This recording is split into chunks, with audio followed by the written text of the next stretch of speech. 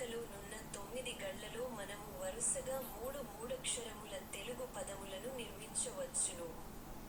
కాగా ఆ 3 పదముల చివరి 2 అక్షరములను మాత్రమే పట్టికలో ఇచ్చి మొదటి అక్షరమును ఖాళీగా ఉంచుట జరిగినది. ఖాళీలలో ఉండవలసిన ఆ మొదటి అక్షరములేమిటో పట్టికకు ఇరువైపులా ఉన్న తెలుగు మరియు ఇంగ్లీష్ పదముల ఆధారముల ద్వారా కనుగొని 2 నిముషములలోగా పూరించండి. ఒకవేళ 2 నిముషములలోగా మీరు పూరించలేని ఎడల అటుపై మేము పూరించి సమస్యను పరిష్కరించగలము.